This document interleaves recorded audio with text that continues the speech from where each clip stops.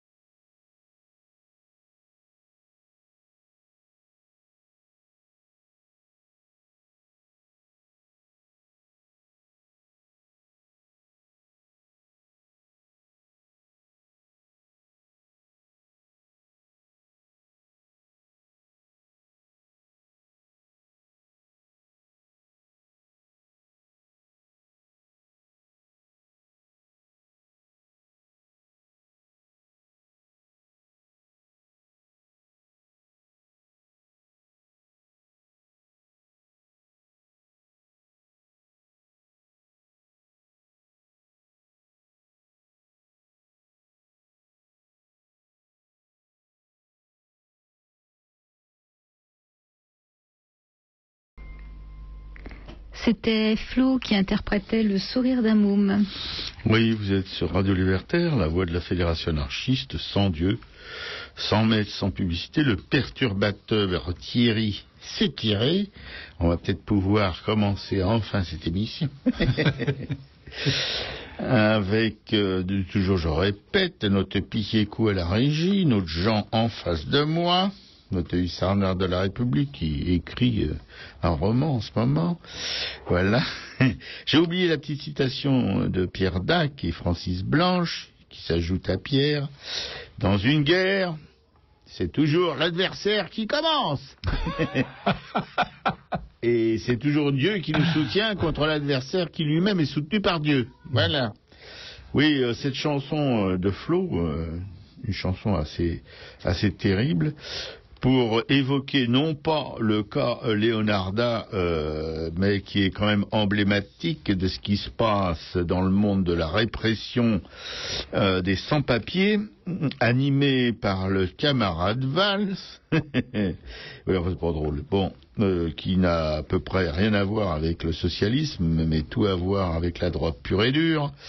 Vous savez, cette histoire infiniment triste d'une jeune fille qui a été cueillie dans le cadre de ses activités scolaires. Alors on joue sur les mots, on dit oui, non, c'est pas, elle n'a pas été prise à l'école. Alors il y a le Premier ministre Hérault au cours de questions au gouvernement de la semaine dernière, de mercredi dernier, qui a dit bah si, c'est l'espace scolaire, ça comprend aussi les sorties scolaires, ça comprend enfin tout ce qui se rattache à l'école. Alors dans une activité scolaire, c'est comme si on l'interpellait dans une école, voilà, alors que Monsieur Valls dit exactement le contraire, et le président, comme toujours, qui se mouille pas, il est entre les deux, voilà. C'est pitoyable, je sais pas si vous avez remarqué, mais aussitôt que cette affaire a été connue, il y a eu un contre-feu sous la forme de oui, mais de toute façon, le père, voilà, il est en Italie, voilà, ils sont pas vraiment des Kosovars, et puis c'est truqué, et puis ils venaient en France pour les allocations familiales, voilà. Non mais c'était tellement gros, enfin c'est, et alors repris en cœur évidemment par la presse bénie, oui, aux ordres des politiques et de la finance internationale, du grand capital. Non mais c'est vraiment pitoyable, quoi. C'est tellement gros les ficelles que, enfin ceux qui y croient en tout cas, ils sont vraiment des gros cons aussi, de croire à ces balivernes, quoi, de discréditer une famille aussi sec, parce que comme la polémique commençait à prendre des proportions inattendues, enfin en tout cas inattendues pour les gens qui nous gouvernent, ils sont toujours surpris par les réactions populaires qui demandent un peu plus de justice, etc. Quoique, on sait bien que c'est encore une minorité, particulièrement les jeunes, qui montent au créneau, puisque soi-disant 80% des Français sont pour ce genre de choses, d'expulsion, etc., et que 90% des Français sont des sales fachos de racistes. Mais on n'est pas étonné, parce que vous savez que pendant la dernière guerre, quand il y avait ce maréchal sénile qui était au pouvoir, il y avait 95% des Français qui l'adoraient, qui le publicitaient, et à la fin de la guerre, c'était tous des résistants. Voilà, on connaît bien le refrain. C'est vrai qu'on est un pays quand même assez limite, voilà, donc pour la générosité. On le voit, il suffit de se balader dans les rues de Paris puis de demander un renseignement, vous aurez tout de suite compris ce qui vous arrive. Voilà. Alors évidemment, c'est encore une fois un éclairage assez glauque, on peut dire, oui. C'est plutôt un éclairage en temps de guerre, vous voyez, quand on masquait les fenêtres avec des feuilles de papier et du scotch, et puis qu'on avait des éclairages bleus, quoi. Voilà, c'est un peu le même genre. Pour masquer l'égoïsme extraordinaire des nantis, quoi, parce que là c'est au niveau des peuples, c'est plus au niveau de quelques exploiteurs éhontés de la pauvreté, mais c'est au niveau carrément des peuples qui veulent pas entendre parler de la misère alors qu'elle est vraiment à leur porte, et même à l'intérieur d'ailleurs, parce que vous avez 10 millions de Français qui vivent en dessous du seuil de pauvreté, ou à la limite en tout cas. Vous avez un nombre invraisemblable de gens qui sont sans logis, et les sans-papiers sont évidemment là-dedans aussi. Et un jour aussi, j'ai remarqué, vous avez parlé de 20 000 Roms en France, et c'était hier ou avant-hier, je sais pas, j'entends qu'il y en avait 400 000. Alors bon, allez savoir. Moi, je suis pas capable d'établir des statistiques à moi toute seule, hein. Je suis bien obligé de me référer à quelque chose. Et ben là, on peut se référer à rien. Parce que suivant la conjoncture, suivant que les gens de pouvoir, suivant ce qui les arrange et ce qui les dérange, ils font varier les statistiques à l'infini, comme on connaît le refrain. Enfin, nous, ici, on le connaît, en tout cas. Et on essaye de vous tenir au courant de ces choses-là, de manière à ce que vous continuez à être vigilants. Voilà. S'il y en a qui n'ont pas compris, qui téléphonent, je les prendrai moi-même en personne au téléphone, et puis je leur redirai encore mieux ce que je pense de tout ça. Bon, ben, je vous conseille d'attendre encore un peu et surtout d'attendre une pause musicale. Oui, bien sûr. Allez, mon Jean. Ah oui. 3 semaines quand même, 3 semaines, Robert, sans Aurélie Filippetti et son amant facho, je commence à trouver ça un peu long. Ah bon, oui, mais enfin, ça fait 3 semaines que tu la remets sur J'espère que tu vas... Bah oui, parce que tu vois, j'espère que dès la semaine prochaine, tu vas réparer. Il faut que mes sources puissent me dire quelque chose de crédible. Alors, avant d'en venir au livre de la semaine, si tu veux bien, une très grande nouvelle, Robert. Oui, alors là, non, tu vas comprendre tout de suite, qui nous touche de près dans cette émission. Et quand je dis nous, je pense beaucoup à la petite pile électrique là qui officie dans le studio. Pic électrique et coup. Pic électrique et coup, ouais. Oui. Et en plus, c'est une grande nouvelle que j'ai lue dans le journal du dimanche. Donc tu vois son sérieux un peu. Ah oui. Ce genre de truc, mais qui n'a pas été relayé du tout par le reste de la... Alors ça doit être sérieux. De la presse. Alors ça doit être sérieux, voilà. Eh bien, les paléontologues, les plus fameux, tu vois, ceux de la dernière génération là, ils en sont maintenant persuadés, Robert. Oui, mon Jean. Les artistes qui ont peint les grottes préhistoriques, qu'on connaît bien en France, puisqu'on en a quelques-unes parmi les plus belles, étaient en fait à une écrasante majorité des femmes. Il a deviné tout de suite. Il est balèze. Non, mais te connaissant... franchement, il est balèze. Non, merde. mais te connaissant, il n'y a pas un gros effort à faire. Hein. Enfin, j'imagine que tu comprends un peu la portée de cette information. Ah, oui. Alors attention, rien à voir avec des études ADN. C'est la taille des mains, en fait. Ah, elles étaient petites. Voilà. Donc, par rapport, ils arrivent à recouper, si tu veux, des informations. Ah, soufflé, là. Voilà, exactement. Par rapport à se projeter de matière, là, autour de la main, voilà. Pas mal, hein. Alors, les nanas, vous avez compris le truc, hein. Si les artistes de la préhistoire commencent à être reconnus, vous voyez à peu près le temps qu'il va vous falloir. Oui, parce que, à part quelques-unes qui ont réussi à passer entre les gouttes, on peut dire que c'est d'abord des mâles qui se partagent le gâteau. Enfin bon, voilà, dans l'art contemporain en particulier. Le livre de la semaine, c'est L'industrie de la contrainte. Le livre de la semaine, donc, actuellement en vitrine à la librairie Publico. L'industrie de la contrainte par Frédéric Gaillard et un collectif qui s'appelle Pièces et main-d'œuvre, dont je me suis pas renseigné, je me demande si c'est pas un collectif de Montreuil, ça. Pièces et main-d'œuvre, ça te dit quelque chose, non? Non, mais je pense que c'est un nom dont on a déjà parlé, mais... Voilà. Que nous réserve notre avenir technologique, Robert? Je suis sûr que tu es extrêmement confiant. Oui, tu le prouves tous les mardis matins, d'ailleurs.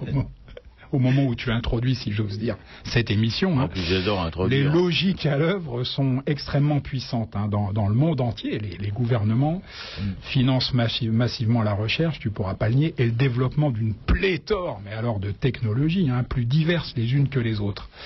Il n'y a pas d'argent pour beaucoup de choses, mais pour ça, il y en a toujours. Face à ces logiques qui rendent les nouvelles technologies incontournables, on peut le voir en particulier avec les téléphones portables, la sensibilité de nos sociétés à ces questions reste assez lacunaire, on va dire ça pour être poli. Ainsi, à l'exception de crises sanitaires liées aux nouvelles pratiques industrielles, jamais les technologies émergentes n'ont constitué un enjeu central de campagne électorale. Tu as remarqué ça? Tout s'agite en coulisses. En coulisses, absolument, voilà. Il y a un lobbying forcené, mais campagne électorale, bon. En outre, les débats menés à ce jour semblent hypertrophiés, tu en seras d'accord, par leur aspect spéculatif. Tu vois, d'un côté, les grands programmes de financement de la recherche s'assortissent souvent de visions d'un futur où un environnement hyper technologique viendrait pallier aux limites de la condition humaine, tu vois, inscrite dans notre modèle social. Et puis du côté opposé, les contre-discours qui dépeignent un futur glauque, on va le dire littéralement, celui d'une servitude généralisée de l'homme à la technologie. La perspective développée par Frédéric Gaillard dans ce livre avec le collectif Pièces et Main-d'œuvre est ouvertement critique. Ça, c'est pas la peine de raconter autre chose.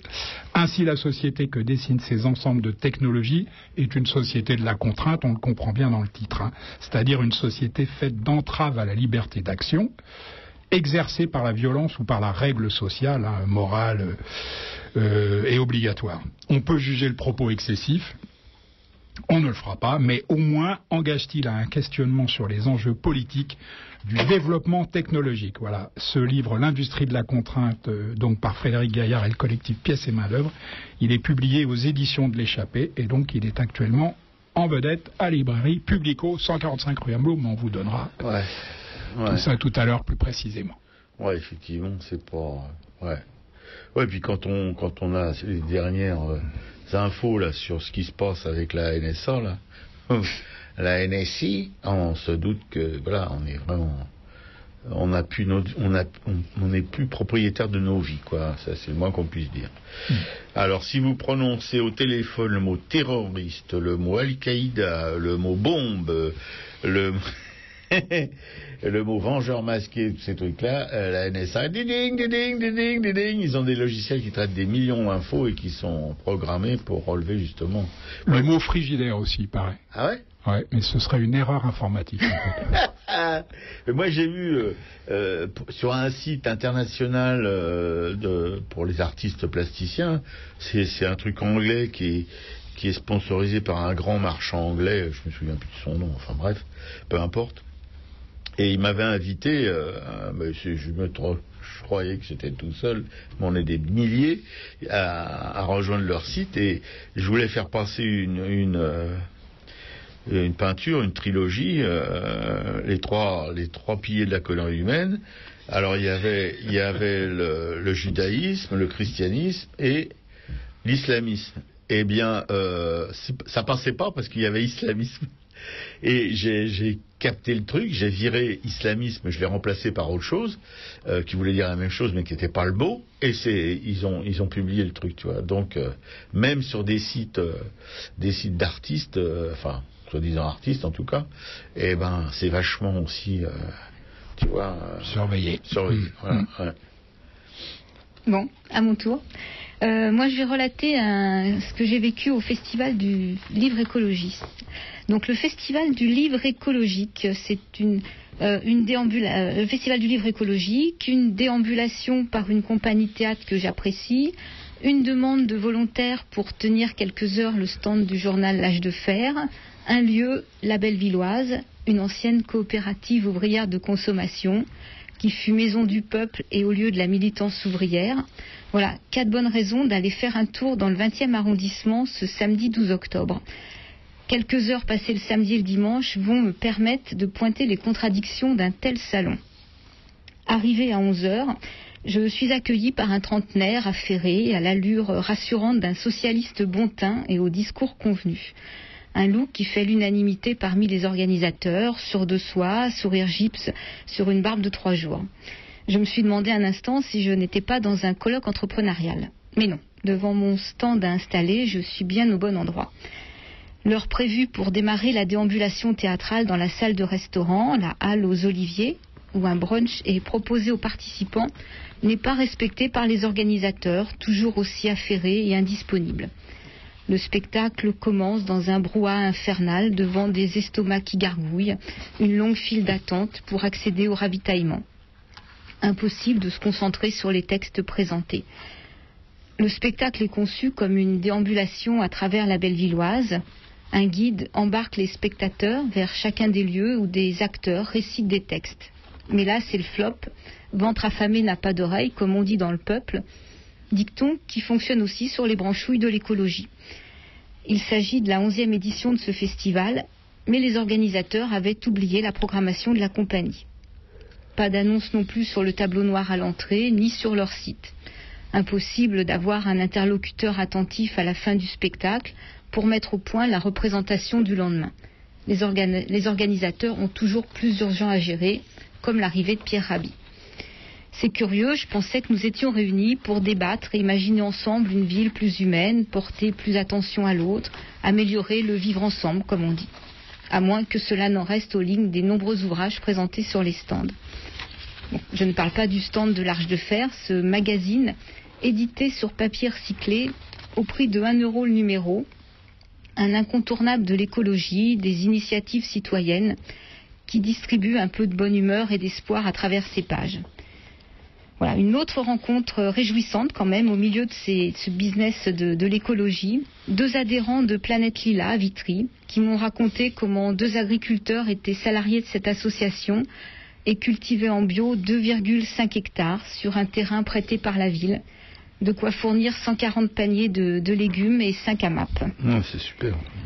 Donc c'est un salon tout en contradiction qui mêle éditeurs audacieux, revues sur papier glacé et sur papier recyclé, écologistes de terrain et écologistes de salon. Et cette fois encore, gare à l'entre-soi éclairé et à la récupération commerciale d'un lieu qui militait à sa création pour une population chassée depuis quelques décennies de la capitale. Ouais, c'est pas mal. Hein. Oui, il y a une saloperie de plus, quoi. Voilà. On est vraiment cernés. Bon voilà, quelques infos que j'ai pas eues. J'aurais aimé savoir si les éditeurs payaient pour tenir les stands. Bon, ça aurait été intéressant d'avoir ces connaissances-là. Et que chez les anarchistes qu'on paye pas. C'est complètement vrai. Hein. Oui, le salon gratuit. Non. Si, c'est à part celui de Merlieu. Ouais. Et salon du livre libertaire aussi, il y en a des fois à Paris aussi, c'est au Blanc-Manteau, je crois. Ouais, voilà.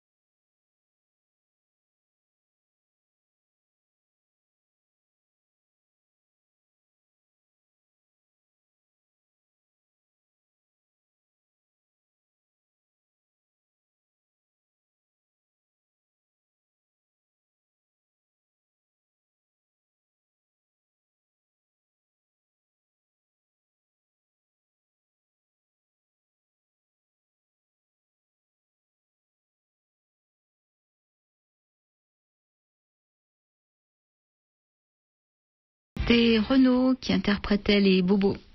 Oui, assez étonnant, le choix musical de notre camarade Electrico Piqueco, ou Piqueco Electrico, ou bon, bref, de notre pile électrique de la régie, puisque elle avait banni Renaud de son agenda musical. Tout ça parce qu'il avait fait une publicité pour la Cronenbourg. Non mais franchement. Hein. Mais t'es en train de balancer là ou... Oui. Ah, bon, là, C'était pas de la Cronenbourg. Ah bon, c'était quoi là? C'est de la C64.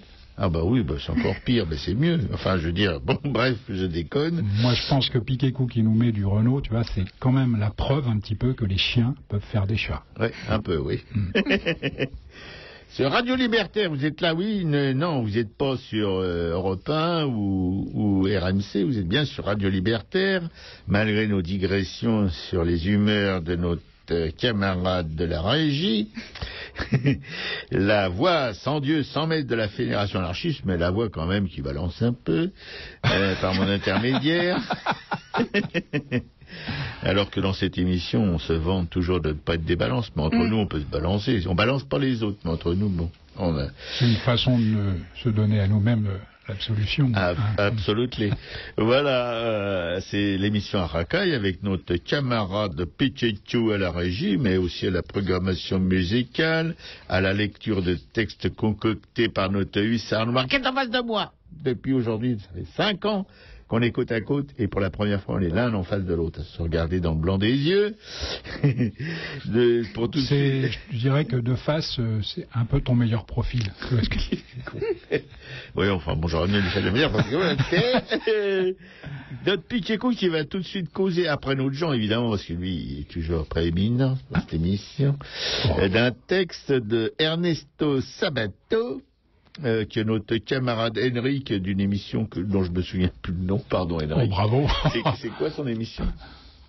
Oui, bravo. Je laisse assumer ça avec lui. Merci Henrik de nous avoir mis ce petit mot que Henrik il a applaudi dès demain. Voilà, et notre Jean va vous présenter ce roman de Ernesto Sabato. Voilà, un roman qui fascina Albert Camus. Robert, ça c'est une info pour toi. Ah oui, ça c'est important. Oui. Et alors l'écrivain argentin nous y raconte la vie fictive du peintre Juan Pablo Castel. Dans l'un de ses tableaux, celui-ci a glissé un détail que seule Maria remarque lors d'une exposition. Juan tombe éperdument amoureux d'elle, Robert, persuadé d'avoir enfin trouvé... Ça c'est la faute extrêmement grave, enfin bon. La peinture fait des fois des crée comme ça, fois des choses. Persuadé d'avoir enfin trouvé un être capable d'apprécier et de comprendre son travail, de l'anticiper éventuellement, hein, pourquoi pas. Pauvre vieux. Mais, en fait, s'intéresse-t-il à elle pour autre chose que pour l'image flatteuse qu'elle lui renvoie? Bah voyons. Hein? Et elle-même ne perçoit-elle pas dans ce détail une jeune femme qui regarde la mer par une fenêtre, hein, le seul reflet de sa propre vie? Oui. En réalité, Robert, c'est terrible, chacun des deux ne pense qu'à soi. C'est tellement évident, mon Jean. Je dis bien soi. Avec une intention, hein. Oui. Et la déception de Juan le conduira carrément jusqu'au meurtre. Mais écoutons plutôt Piqueco. Oui, c'est mieux. J'avais vu cette femme et j'avais cru naïvement qu'elle avançait dans un autre tunnel parallèle au mien, alors qu'en réalité elle appartenait au vaste monde, au monde sans limite de ceux qui ne vivent pas dans les tunnels. Et peut-être s'était-elle approchée par curiosité d'une de mes étranges fenêtres, et avait-elle entrevu le spectacle de mon irrémédiable solitude, ou peut-être avait-elle été intriguée par le langage muet, l'énigme de mon tableau. Et alors, tandis que je continuais à avancer dans mon étroit couloir, elle vivait au dehors sa vie normale, cette vie curieuse et absurde, où il y a des bals et des fêtes et de l'allégresse et de la frivolité. Je retournais chez moi avec la sensation d'une solitude absolue. Généralement, cette sensation d'être seul au monde s'accompagne chez moi d'un orgueilleux sentiment de supériorité. Je méprise les hommes, je les vois laids, sales, incapables, avides, grossiers, mesquins. Ma solitude ne m'effraie pas. Elle est pour ainsi dire olympienne. L'humanité m'a toujours paru détestable. Je ne crains pas d'avouer que quelquefois je n'ai pas pu manger de la journée ou n'ai pas pu peindre de toute une semaine pour avoir relevé tel ou tel trait de caractère. C'est incroyable à quel point la cupidité, l'envie, la prétention, la grossièreté, l'avidité et en général tout cet ensemble d'attributs qui forment la condition humaine transparaissent sur un visage, dans une démarche, dans un regard. Il me paraît naturel qu'après une telle rencontre, on n'ait plus envie de manger, de peindre, ni même de vivre. Mais ce jour-là, ma solitude était la conséquence de ce qu'il y avait de pire en moi, de mes bassesses. Dans ces cas-là, je sens que le monde est méprisable. Mais je comprends que moi aussi, je fais partie de ce monde. Et je ressens une certaine satisfaction à éprouver ma propre bassesse et à admettre que je ne suis pas meilleure que les monstres répugnants qui m'entourent. De tous les conglomérats, je déteste particulièrement celui des peintres. En partie, naturellement. Parce que c'est celui que je connais le mieux, et l'on sait bien qu'on peut détester avec le plus de raison ce qu'on connaît à fond. Mais j'ai une autre raison. Les critiques. C'est une plaie que je n'ai jamais pu comprendre. Si j'étais grand chirurgien, et qu'un monsieur qui n'a jamais manié un bistouri, qui n'est pas médecin, qui n'a pas mis une gouttière à la patte d'un chat, vienne m'expliquer les défauts de ma façon d'opérer, qu'est-ce qu'on en penserait? Il en va de même pour la peinture. Ce qu'il y a d'extraordinaire, c'est que les gens ne se rendent pas compte que c'est la même chose. Et alors qu'on se moque des prétentions du critique en chirurgie, on écoute ces charlatans avec un incroyable respect.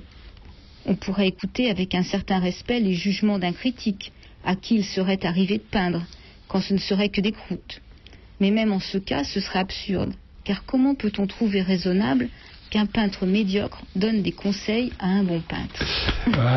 J'étais sûr que ça te plairait. Mais c'est un texte assez court, écrit à la première personne, et c'est bien saignant. Ah oui. Robert, voilà. Le tunnel, j'ai beaucoup pensé à toi, je sais pas pourquoi. Cette misanthropie déchaînée, tu vois, débridée, je dirais. Ah oui, non, mais ça, je ne crains pas d'avouer que quelquefois, je n'ai pas pu manger de la journée ou n'ai pu peindre de toute une semaine pour avoir relevé tel ou tel trait de caractère. C'est incroyable à quel point la cupidité, l'envie, la prétention, la grossièreté, l'avidité et en général tout cet ensemble d'attributs qui forment la condition humaine transparaissent sur un visage, dans une démarche, dans un regard. Ça, c'est vrai. Pas moi. Mais le reste aussi, mais je sais pas, tu dis ça, tu as lu ça d'un ton, mais on dirait du vécu, quoi. Oui, c'est mon quotidien. T'es sûr qu'Ernesto Sabato, c'est pas un nom de... Non, mais ça, je trouve ça... Non, c'est un pseudo, c'est ça. Tu trouves toujours des textes qui sont vraiment, qui... Paf dans la gueule. Voilà, c'est publié en plus Pourquoi s'en priver en poche dans la collection Point, par les éditions du Seuil, donc ça coûte pas cher. Vous pouvez le commander à la librairie Publico, 145 rue Amelot, 75 011 Paris, métro Robert. Oberkampf, fille du calvaire, ou Sabato, République. Il n'a pas encore de station de métro à son nom. Non, mais ça viendra, j'espère. Ça viendra peut-être. Téléphone de la librairie Publico 01 48 05 34 08 et site internet après les W, librairie-publico.com. Oui, et puis en repensant à Henrik, tu vois, à ce qu'il a dit, quand on connaît Henrik, on n'est pas du tout surpris. Salut Henrik. Salut Henrik. Je l'ai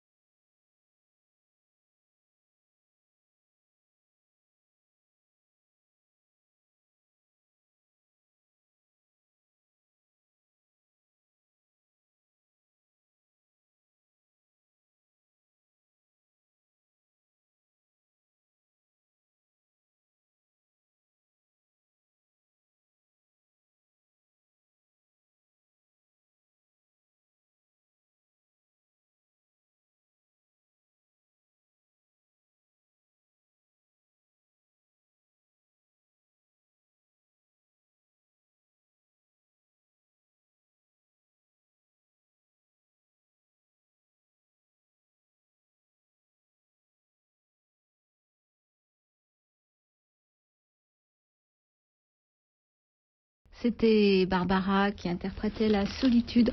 Je rappelle le numéro du studio, le 01 43 71 89 40, si vous voulez nous joindre pendant les pauses musicales. Et merci pour ce choix, cher camarade Pececcio, parce que Barbara, on peut dire qu'elle ne bouleverse toujours autant. C'était vraiment une grande bonne femme. Voilà. Elle a eu d'ailleurs des amis, amants, qui étaient aussi des grands bons hommes. On va pas vous faire la liste, parce qu'elle est assez longue.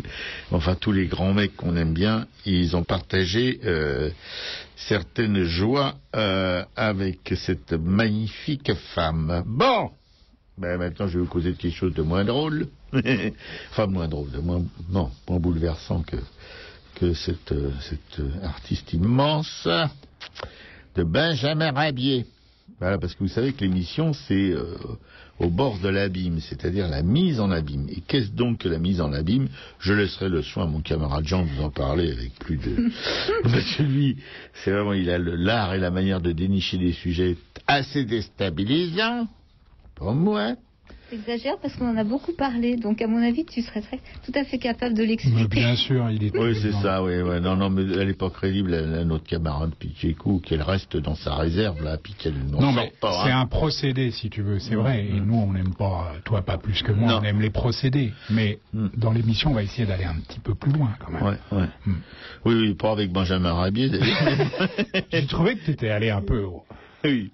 Non, parce que Benjamin Rabier, qui naît pendant l'hiver 1860, terrible hiver, 1864, terrible hiver, enfin bon, à La Roche-sur-Yon, une ville assez sinistre, et qui l'a glissé en octobre 1939 à Faverolles, c'est encore aussi, on ne sait pas ce que c'est que Faverolles, pardonnez-moi les habitants de Faverolles, illustrateur et auteur de bandes dessinées qui a enchanté des jeunesses comme la mienne. Bon, il obtient à 15 ans, alors attention là, c'est pas du tout un nanar, hein, le prix du dessin de la ville de Paris. Croyez-moi que le prix du dessin de la ville de Paris, il y a beaucoup de professeurs de dessin de la ville de Paris qui ont gagné ce prix du dessin de la ville de Paris, qui après sont devenus des professeurs de la ville de Paris. Et doit interrompre, moi j'en ai eu un, et monsieur Coquet, et un génie, et doit interrompre ses études pour exercer divers métiers. Il enseignait aussi, je crois, à Estienne. Et doit interrompre ses études pour exercer divers métiers. Oui, ça c'est le cas de beaucoup d'artistes. En 1889, il échoue au bon marché, pauvre vieux. Grâce à Carandache... tu sais en quel... tu veux dire au bon marché salarié ou du bon marché? Oui, salarié au bon marché, oui, bien sûr. Oui. Je fais peut-être même comptable, je sais pas. Non, sérieusement, oui.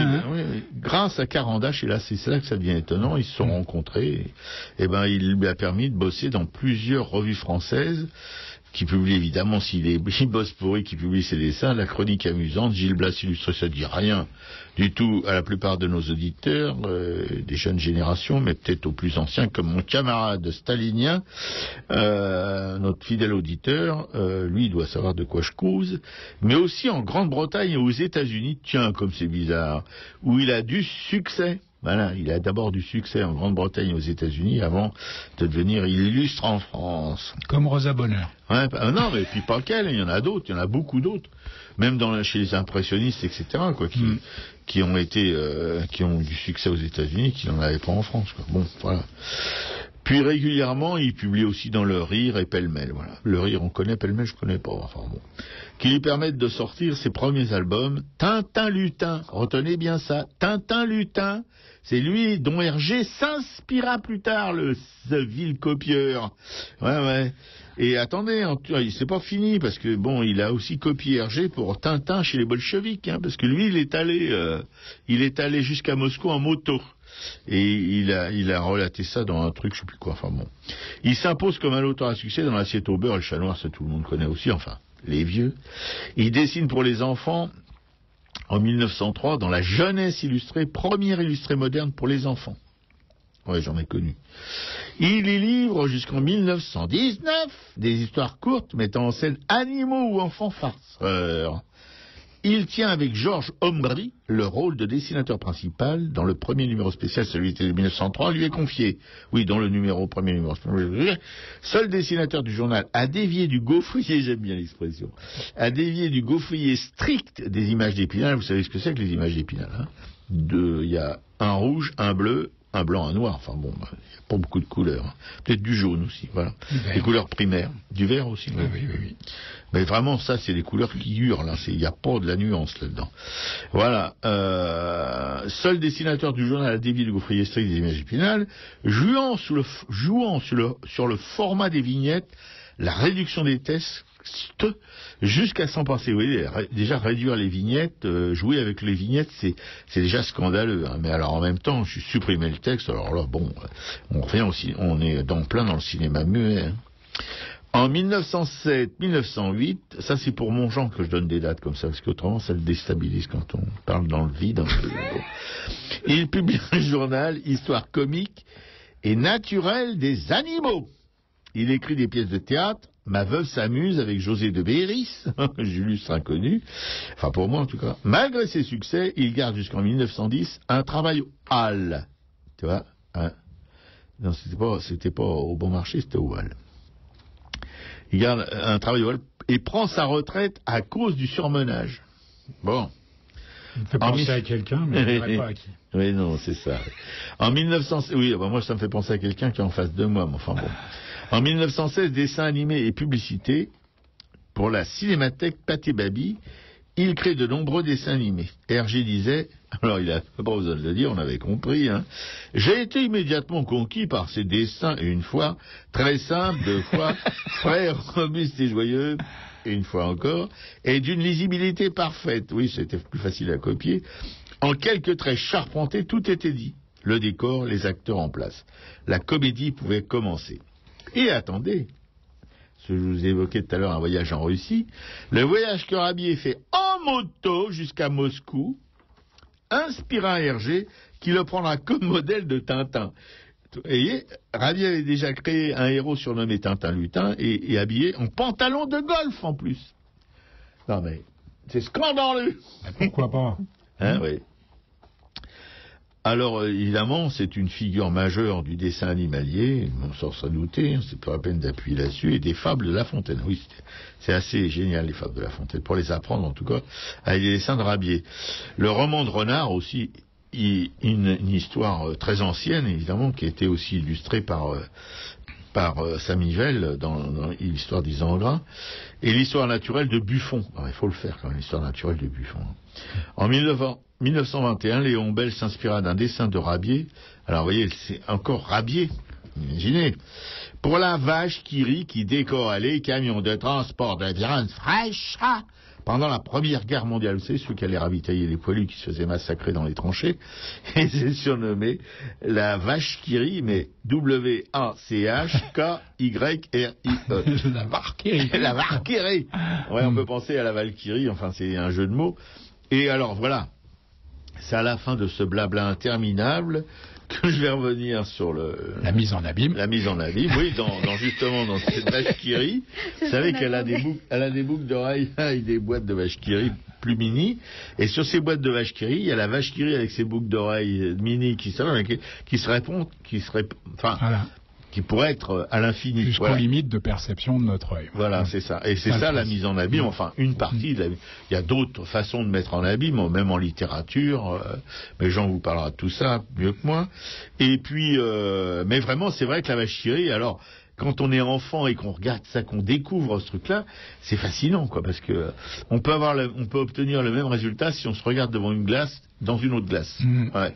On est de dos, mais enfin c'est pas grave. Hein. On a aussi cet infini de portraits en buste de dos. Voilà.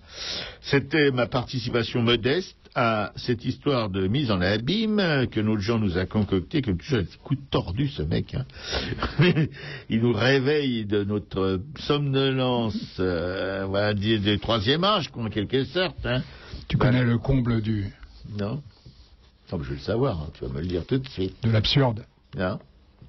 Deux miroirs qui se font face. Ah, le comble du néant, ou non, le néant plutôt, le comble du néant. Je suis d'accord avec toi. C'était assez angoissant ton histoire, mais enfin bon, voilà. J'ai fait mon petit job. Maintenant, on va passer à la suite des opérations avec notre camarade Piquet-Cou.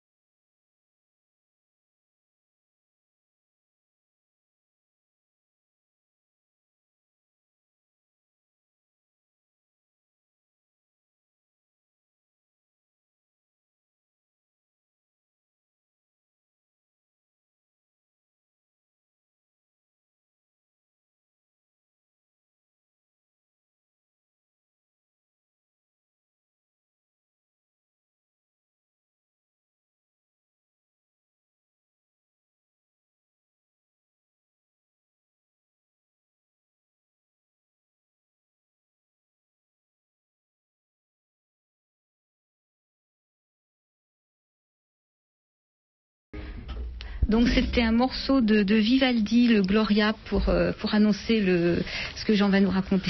Ce que Jean va nous raconter sur Radio Libertaire, la voix sans Dieu, 100 mètres de la Fédération anarchiste, avec dans cette émission un racaille Piquet-Cou à la régie, notre Jean de Teuil-Sarnoir qui est en face de moi depuis ce matin et qui va vous parler évidemment de la première œuvre d'après lui, et il faut le croire, quand Jean dit un truc, en général il y a des munitions pour le soutenir. Le premier artiste qui a fait ce genre de boulot, la mise en abîme, c'est Giotto di Bondone, et déjà le blaze du mec. Il a été le premier dans beaucoup de choses, Giotto di Bondone. 1267-1337. Tu vois qu'on est déjà très antérieur au Quattrocento. Tu vois. Ouais, alors, Giotto, c'est un peu mon triptyque à moi, si tu veux, parce qu'il va être question du triptyque Stefaneschi. C'est un peu mon triptyque à moi, ma sainte trilogie, si je peux m'exprimer ainsi sur Radio Libertaire. Oui, bien sûr. Giotto, Rembrandt et Shlomo. Ça, c'est un héritage des jésuites. Bon. Voilà. Il a parlé, c'est pas grave. Le triptyque Stefaneschi, en fait, qui a été peint entre 1315 et 1320 par Giotto. Tu vois, c'est pas plus précis que ça. Il fallait que j'enlève toutes tes saillies et tous tes colibés. Il fut pendant près de 2 siècles, mon cher Robert, le retable du maître-autel de l'ancienne basilique Saint-Pierre de Rome. Il est aujourd'hui pieusement conservé à la Pinacothèque du Vatican.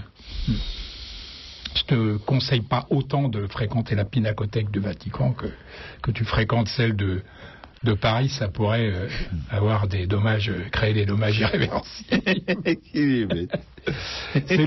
C'est l'une des œuvres majeures, tout simplement, de la peinture religieuse, qui avait été commandée à Giotto dans le but éminemment politique, de ramener la papauté alors basée à Avignon, à Rome, ni plus ni moins, Robert. Tu te rends compte ? Ouais. C'est aussi une curiosité, car le peintre y a utilisé un procédé de mise en abîme totalement inhabituel, je te le confirme, à cette époque, tu vois.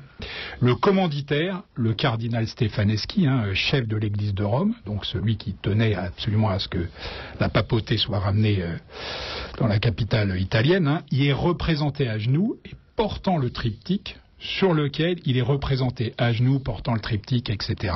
Tu vois ? Mais on va le voir plus loin, ce Giotto était un sacré farceur. D'abord parce que déjà, cette mise en abîme, il l'a mise au dos du triptyque. C'est pas sur la face. D'accord.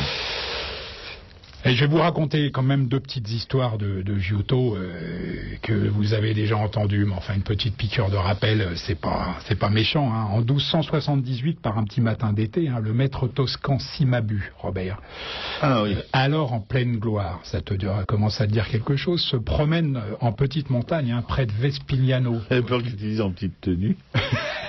Non, mais il faisait chaud quand même, malgré le petit matin, donc c'est possible, c'est pas incompatible. Hein. Vespignano, tu connais, c'est une soixantaine Non, je connais pas mon genre. de kilomètres au nord-est de Florence. Hein. C'est là qu'il prenait ses quartiers d'été. Hein. Il dépasse un troupeau de brebis, tu vois, qui paisse paisiblement. Hein. Un peu plus loin, il y a un jeune berger en train de griffonner au charbon sur un rocher. Alors intrigué, Cimabue s'approche doucement, tu vois. Le garçonnet, qui doit être âgé tout au plus d'une douzaine d'années, est en fait en train de dessiner une des brebis qu'il est en train de garder, tu vois. Et alors cette brebis, elle est d'un tel réalisme, tu vois, d'une telle vérité que le grand Cimabue, médusé, hein, demande à l'enfant de le mener auprès de ses parents, hein, qui n'accepteront de le laisser en fait rejoindre l'atelier du peintre que 2 ans plus tard. Hein. Sa maman voulait quand même le garder un moment auprès de lui. Il est parti, il avait 14 ans. Hein. C'est jeune quand même, mais enfin bon, c'était comme ça, ces époques. Hein. Le jeune Giotto di Bondone, il restera 10 ans hein, dans l'atelier de Cimabue et deviendra ni plus ni moins que le premier des peintres modernes, hein, le premier de ces peintres humanistes qui vont placer l'homme au centre de l'univers et le rendre maître de son propre destin. Hein. C'est mon interprétation de la Renaissance, mais bon, sa gloire sera immense. Hein. Les artisans deviennent des artistes. Hein. C'est un peu, je raccourcis, c'est un raccourci sanglant, mais voilà, c'est à peu près ça. Sa gloire sera immense, hein, et l'on considère aujourd'hui hein, que c'est son influence qui va provoquer le vaste mouvement de la Renaissance à partir du siècle suivant. Hein. Mais jamais, tu m'entends bien Robert, jamais Giotto n'oubliera ses origines paysannes. Eh oui. Ça c'est bien. Hein? Pas bien ça? Ouais, c'est bien. Bon. Hein? Non, puis devenir un peintre célèbre comme ça, remarqué par Cimabue quand on a un berger, c'est quand même un destin assez exceptionnel. Ah oui, c'est exceptionnel. Voilà. Et c'est sa connaissance du monde animal et végétal, hein, donc on retourne à ses origines de petit berger, hein, qui lui permettra de révolutionner l'art pictural hein, en introduisant dans sa peinture des suggestions de paysages. On repense à la façon dont Léonard de Vinci a procédé après, mais pas mal de temps plus tard, hein, qui renforçait le réalisme et la présence de ces personnages, dont les visages reflétaient déjà, hein, c'est quand même très tôt, je rappelle les dates 1267, 1337, hein, dont les visages reflétaient les sentiments et les émotions. Il mettra aussi au point une technique du cerne et du modelé, stimulant la 3e dimension, hein, qui stupéfiera littéralement ses contemporains. Les morceaux de charbon de bois, tu vois, avec lesquels il dessinait dans sa prime jeunesse, ne seront jamais très loin chez Giotto. Hein. Ça aussi, c'est génial. Alors qu'il œuvrait encore auprès de Cimabue, Giotto tombe amoureux de Ciuta, hein, tu vois, la fille d'un riche marchand florentin qui fréquentait l'atelier. Et alors, elle n'a pas hésité à aller lui demander sa main à son domicile. Hein. Et d'ailleurs, le marchand l'a reçu très, très courtoisement. Hein. Que tu sois pauvre m'indiffère totalement, répond-il à Giotto. Mais j'ai décidé de ne donner ma fille qu'à un grand artiste. Or, tu n'es qu'un apprenti de Cimabue et pas le premier de ses apprentis en plus, tu vois. Sais-tu au fait que je suis peintre moi-même quand mon commerce m'en laisse le temps? Et il l'emmène, voilà, ça y est. Et de l'emmener dans son atelier au dernier étage, tu vois, dans les combles, hein. Un atelier extraordinaire d'ailleurs qui fait tout l'étage, tu vois, pour lui montrer une toile immonde, on va le dire comme ça, le représentant lui-même à cheval, tu vois. C'est plat, enfin, tu peux pas imaginer. Épouvantable, mais enfin lui, il est persuadé que c'est du grand art. Et puis à un moment, le marchand est obligé, tu vois, de s'absenter, mais à peine 1 minute pour aller signer des papiers. Il y a un serviteur qui vient le chercher, bon, il suit le serviteur, il revient immédiatement, et là, il réalise à son retour avec horreur, tu vois, qu'une mouche s'est prise dans la peinture encore fraîche, hein, en plein milieu de la cuisse la plus volumineuse, tu vois, la cuisse arrière du cheval. Alors, pendant quelque temps, il tente d'abord de la chasser, il commence par souffler dessus, ensuite d'essayer de l'attraper avec une pince, et il est bien obligé de se rendre à l'évidence. Hein, le jeune Giotto a profité de l'absence de cette minute à peine pour peindre sur la cuisse du cheval cette mouche qui est évidemment le seul élément vivant du tableau. Eh ben, tu sais combien ils ont eu d'enfants, Giotto et Ciotta? Parce qu'il n'était pas si con que ça, ce marchand. 8. Pas mal, hein. Qu'est-ce qu'il faut pas faire des fois pour pouvoir épouser Savelle, hein, c'est quand même terrible. Enfin voilà, pour décrocher le contrat du triptyque, et j'en finirai là-dessus, Giotto usa d'un stratagème carrément gonflé, hein. Parmi les artistes en concurrence, il fut en effet le seul à oser se présenter les mains vides devant le commanditaire, donc le cardinal Stefaneschi, hein. Pour preuve de son talent, il se contenta de dessiner à main levée un cercle parfait sur un parchemin qui était là. Voilà, sur la pile d'un petit pont qui existe toujours à Vespignano se dresse une pierre commémorative qui raconte la rencontre entre Cimabue et Giotto. Et oui, une rencontre qui a changé la face de l'art, mon cher Robert, ni plus ni moins. Voilà. Ouais. Pour nos auditeurs fidèles qui ont un peu de mémoire, Jean nous avait raconté l'histoire de cette mouche il y a quelques années déjà. Absolument.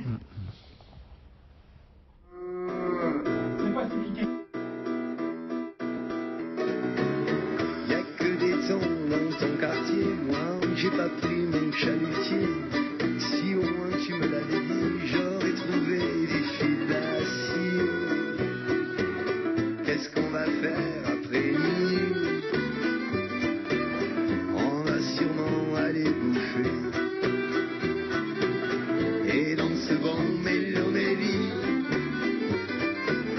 on sucera la vache qui rit.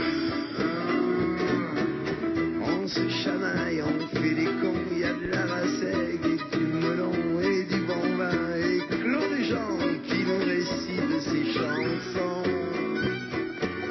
Et la nuit n'a pas de limite jusqu'au moment où elle me quitte. Au petit jour, je serai bien à nager avec les requins.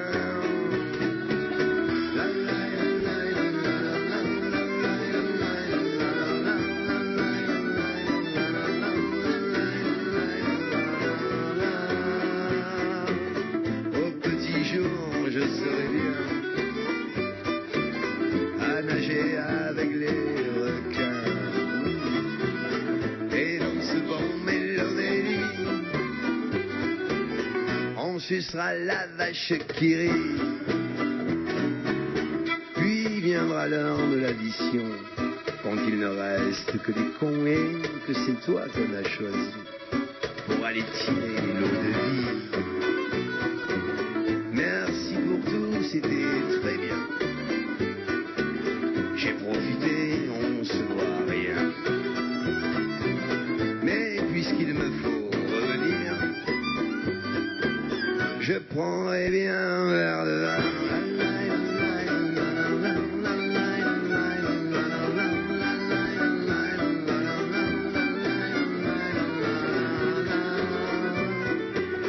Et puisqu'il me faut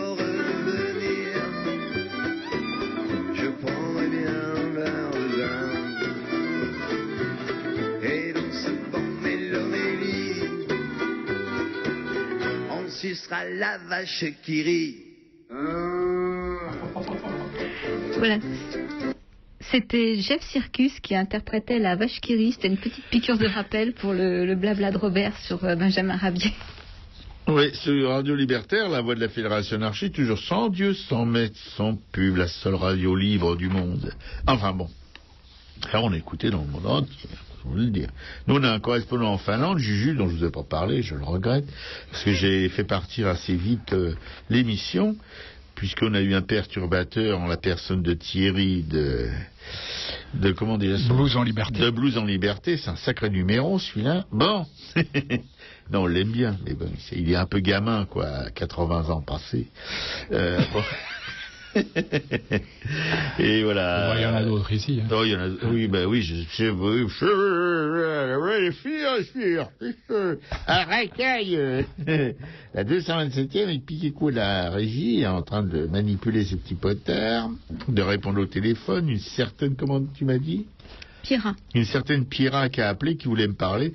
Alors, je rappellerai à Pierra, comme à toutes les autres auditrices, que on ne peut appeler que pendant les pauses musicales. Et puis, d'abord, je la connais pas, Pira. Alors, voilà. Je m'avancerai pas autant. Moi, Oui, si donc, j'étais toi, t'es un perturbateur né. Enfin bon. Oui, notre Juju qui nous dit dont on parle toutes les semaines, c'est notre correspondant ex-irlandais et finlandais maintenant. On ne sait pas bientôt, il sera peut-être notre correspondant en Chine. Hein, parce que c'est un jeune homme qui est vraiment dynamique et qui aime bien les voyages. Et il aime bien dans les pays où il va rencontrer des gens qui sont gentils.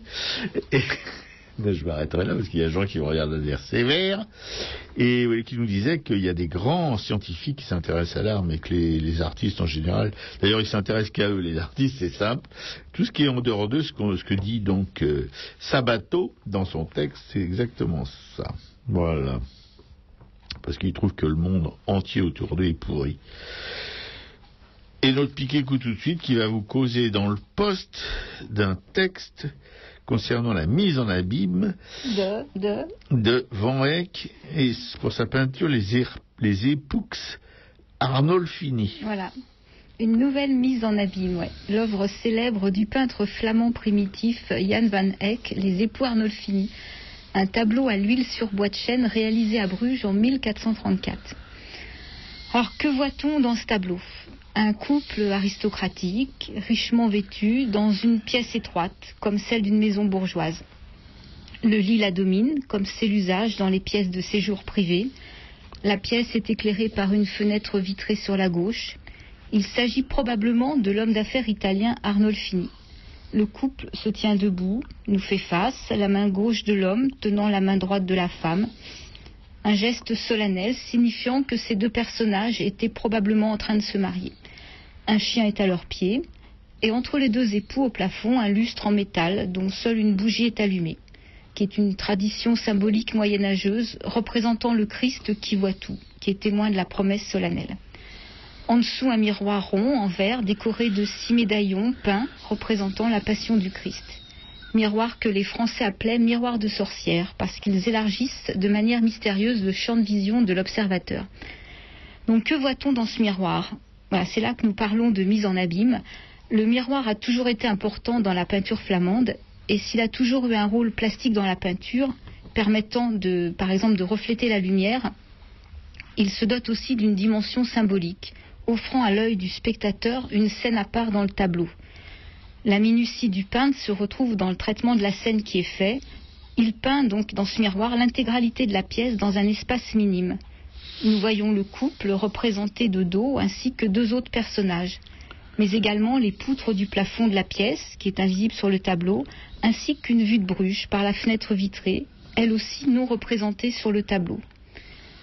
Le miroir pourrait être aussi la simple signature de l'artiste qui peint au-dessus de celui-ci Johannes de Eyck Fuit Eyck 1434, ce qu'on peut traduire par Jan Van Eyck était ici en 1434. Ainsi, le peintre signale sa présence. Cependant, Eyck peut aussi être compris comme un démonstratif, soit celui-ci.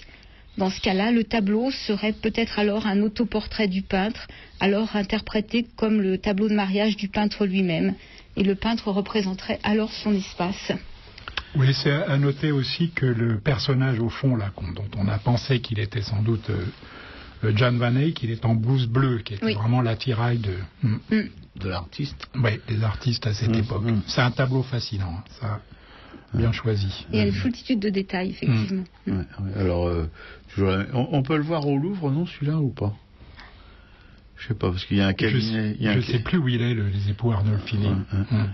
Je ne sais plus. Enfin, et puis cette vue de Bruges, oui, ça a été confirmé effectivement par tout un tas de spécialistes. Le peu qu'on voit, et c'est uniquement dans le miroir, c'est un superbe tableau. Oui, parce que ces tableaux, même s'ils étaient très techniquement parfaits, ils n'empêchaient pas une certaine sensibilité d'affleurer. Voilà, on mettra des liens évidemment vers toutes ces mises en abîme sur le blog de l'émission http://aragay.blogspot.fr. Pardon. Spock, c'est dans Star Trek. Ouais, je commence un peu à... Ouais, mais j'ai vu que tu avais les oreilles... Il va falloir que je me raccroche à la terre. Tu avais les oreilles qui étaient de plus en plus pointues, mon genre, je sais pas ce qui se passe. Je crois que je travaille trop, là. Ouais, bon.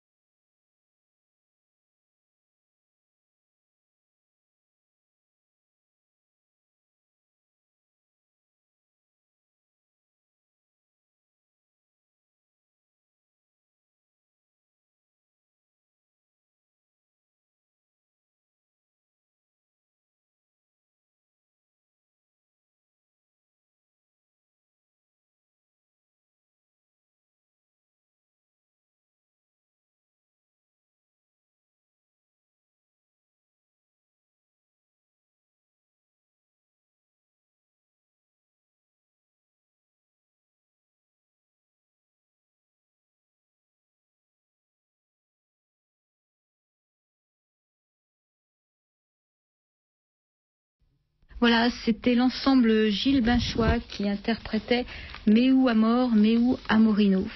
Vous êtes toujours sur Radio Libertaire, la voix de la Fédération anarchiste, toujours à Raccueil, toujours Piquet-Coup, toujours notre Jean, notre hussard noir de la République, qui est à l'initiative de ces émissions prestigieuses, et ma pomme qui est la voix de la Fédération anarchiste. C'est pas en rire. Hein. Bon, tout de suite pour les expos. Voix tant aimée. Oui, oui, c'est ça. Oui. Pour les, mais pas par Pierrat. Attention Pierrat, de pas appeler en dehors des heures de musicales. Hein. Notre Jean. Ouais, oui, les expos à ne pas manquer. Et quand on dit à ne pas manquer, c'est à ne pas manquer. Voilà. Alors la première, c'est Georg Baselitz, Eugène Leroy, un artiste étonnant, sur lequel on revient souvent dans cette émission. Hein, étonnant concubinage. Étonnant concubinage, ouais. Le récit et la condensation. Ça, c'est au MUBA Eugène Leroy. Hein, c'est 2 rue Paul Doumer, 59 200 Tourcoing. Et cette expo, elle est valable jusqu'au 24 février 2014, en fait. Alors le MUBA a souhaité demander à un artiste contemporain de porter son regard sur le roi. Hein.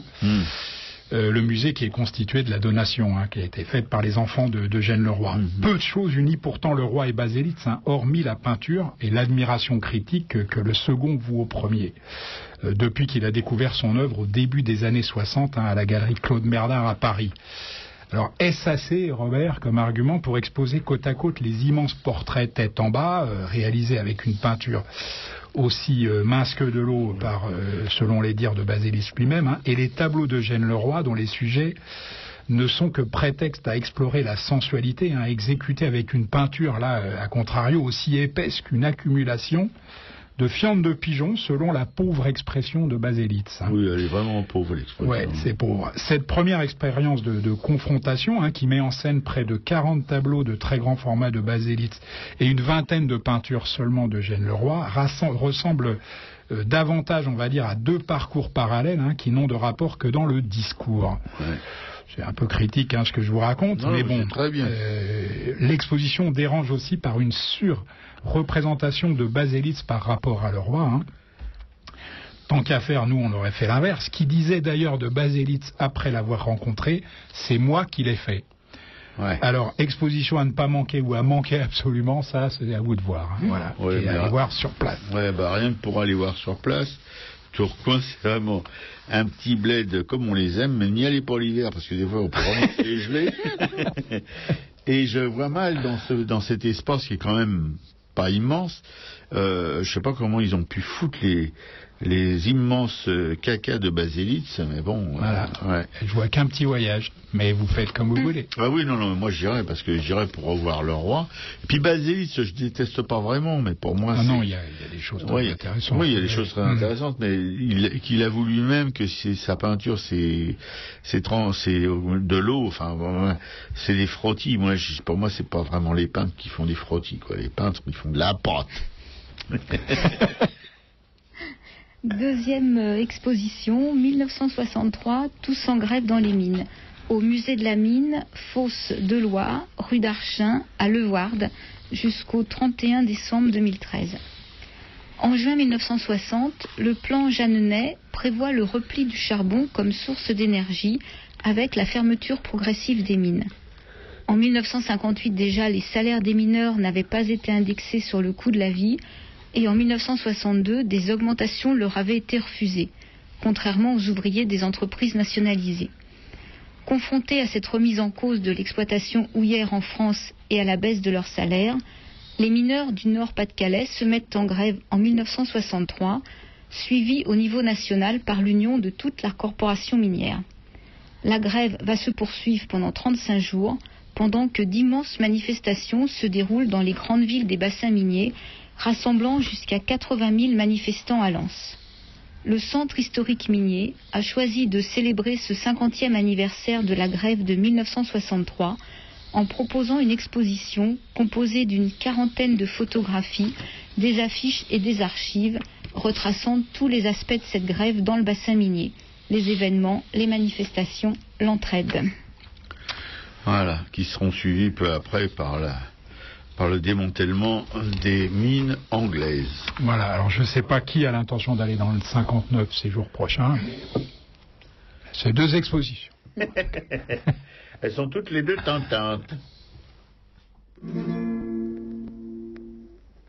Par toute la terre, chaque prolétaire a frémi d'un immense espoir.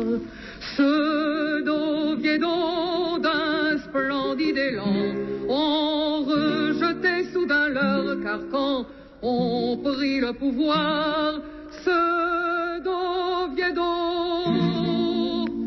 la victoire entière par toute la terre ne viendra qu'après maints efforts.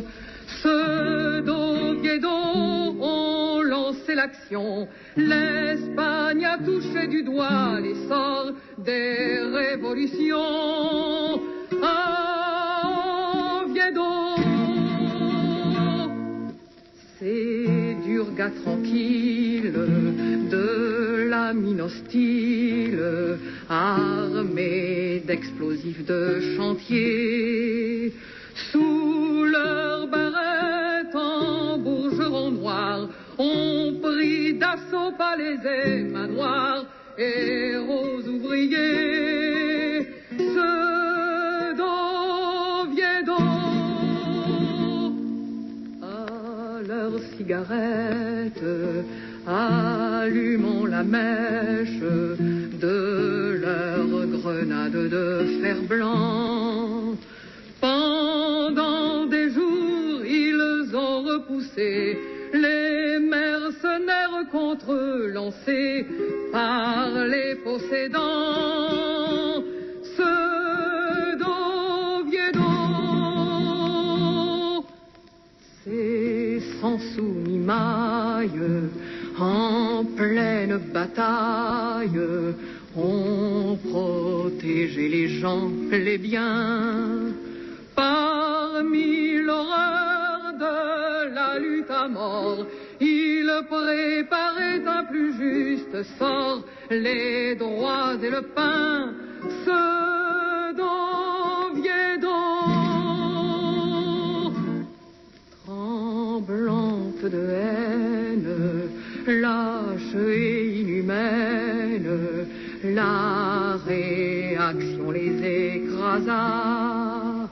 Toute une armée à coups de canon fit d'Oviedo un tombeau sans nom. Partout on trembla pour Oviedo. L'âpre bourgeoisie, malgré ses tueries, n'aura nul repos désormais. L'Espagne entière a frémi d'horreur. Le jour approche où par sa fureur seront bien vengés. Ceux d'Oviedo.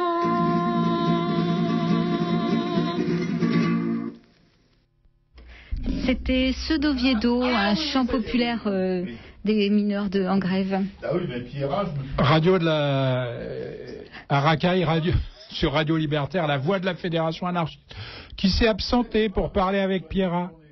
Voilà, on a notre Robert qui est pris au téléphone par Pierrat, en fait. D'accord. Pierrat qu'on avait... Merci d'avoir appelé. Bah alors, c'est quand même pas moi qui vais faire les œuvres de la Fédération anarchiste, Robert. Allez, viens nous Allez, raconter allez. à l'Étienne. Ah ben Pierrat, oui, c'était... Aïe, oh la vache. Ouais, c'est une auditrice qui a... Excusez-moi, j'étais au téléphone, mais mon autre Jean, il est autonome, hein, il pouvait faire le truc que je suis en train de faire en ce moment. Je les connais pas encore par cœur. Pierrat, qui est...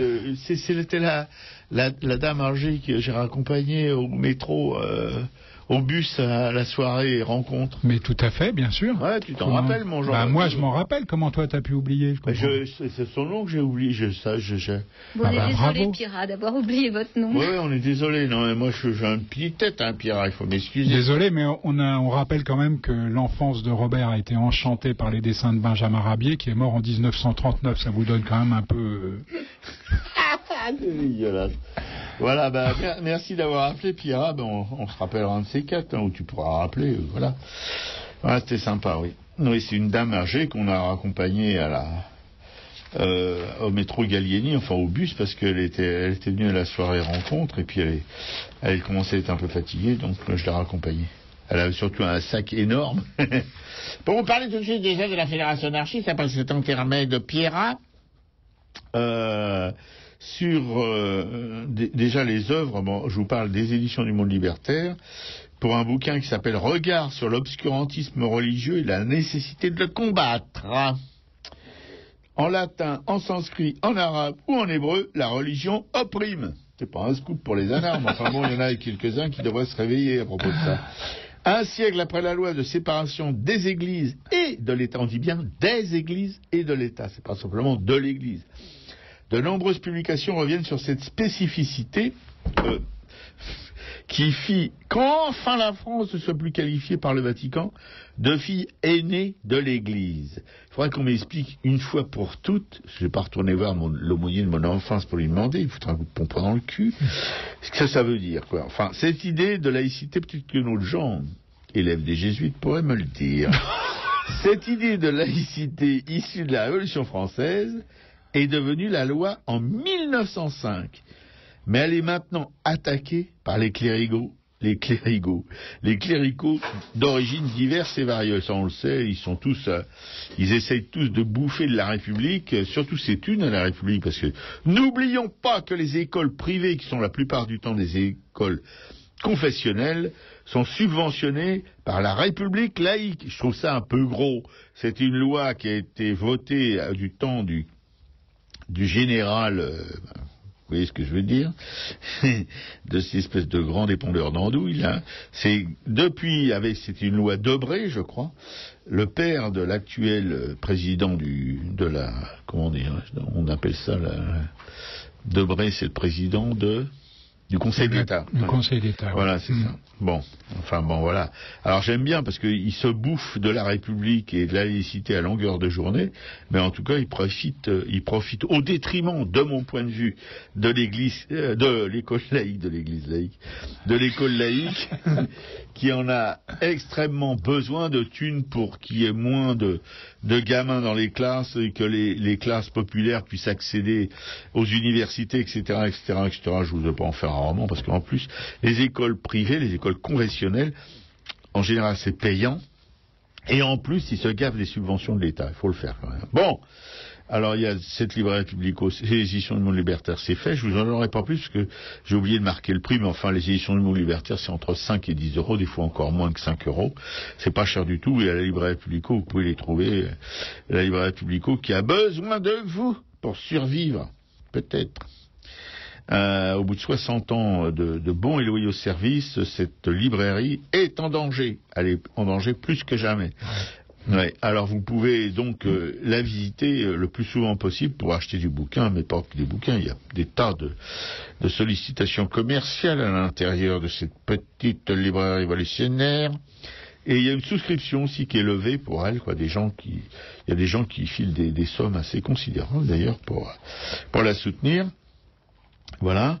Alors, mais le premier truc, c'est d'y aller, parce que là, en même temps, vous pouvez souscrire un abonnement au Monde Libertaire ou à sa filiation, c'est-à-dire le hors-série ou le 15 hebdomadaire gratuit, le Monde Libertaire, le magazine de la Fédération anarchiste, qui existe lui aussi depuis très longtemps. Vous savez que la Fédération anarchiste a été refondée en 1945. Elle a été à un moment attaquée sur son flanc droit par un truc qui s'est appelé par la suite Alternative Libertaire. Elle a failli sombrer.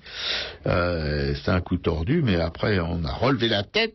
Nous, les anards, on ne dit pas qu'on est les seuls, hein, il y a d'autres anards que nous, mais bon, la Fédération anarchiste qui est héritière des autres organisations anarchistes d'avant la guerre, bref. Bon, alors le Monde Libertaire aussi, c'est un magazine révolutionnaire qui a besoin de votre soutien par les abonnements, et aussi vous pouvez trouver donc un dépôt de presse à la Librairie Publico de tous ces magazines.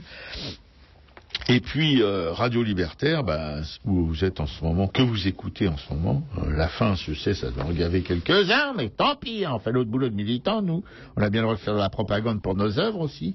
Voilà, Radio Libertaire, qui est la radio de cette fédération anarchiste qui se bat depuis des décennies pour l'émancipation de tous, qui émet depuis Paris, mais diffuse aussi sur Internet, sur http://écouter.radio-libertaire.org. Voilà, vous avez retenu, je le répète? Non. Bon. Voilà, vous pouvez écouter ça ou sur le 89.4 de la bande FM. Et puis là, je vais arrêter mon blabla parce que c'est... Et puis vous pouvez soutenir aussi Radio Libertaire en souscrivant aussi. Il y a une souscription. Mais vous trouvez tout ça, vous pouvez devenir ami de Radio Libertaire, etc., etc. Et tout ça, c'est à la librairie Publico. C'est notre camarade Laurent, notre comment dirais-je, permanent, dont la situation, lui aussi, est précaire. Notre camarade Laurent, qui est quelqu'un d'extrêmement gentil et compétent, qui peut vous accueillir et vous donner tous les renseignements que vous voulez, particulièrement si c'est pour vous soustraire de la thune. Voilà. Mais pas que... Non, c'est pas simplement comme on disait dans le temps... bref, pas mandrin, non, pas du tout, mais bon, c'est pour la bonne cause, hein. Il fait la manche. Voilà. C'était donc Radio Libertaire, la voix de la Fédération anarchiste, avec notre camarade Piqueco à la régie, qui s'active toujours, notre Jean qui me regarde, un air pénétrant, enfin, comme vous voulez, qui a notre hussard noir qui est toutes les semaines en charge de trouver des idées pour l'émission, avec Piqueco, parce que moi je suis plutôt un petit peu raplapla pour ces trucs-là. J'ai d'autres chats à fouetter. Tu charges des restos, toi. Je me charge des restos. C'est pas rien. Je me charge de vider la bourse de gens au resto. Voilà. Bon, allez, c'est fini. Il y a Laurent qui arrive. Il faut lui céder la place. Ouais, il y a juste deux petites annonces rapidement sur la librairie Publico. Vendredi soir à 19h30, il y a un film, Le sel de la terre, un film de Herbert Lieberman sur des femmes en lutte dans des mines du Nouveau-Mexique. Et samedi 26 à 17h, une soirée, une après-midi Moustache plus la chansonnette. Donc venez chanter avec Moustache et ses cahiers de paroles, Brassens, Renaud et quelques autres. Voilà, je vous dis au revoir, à la semaine prochaine.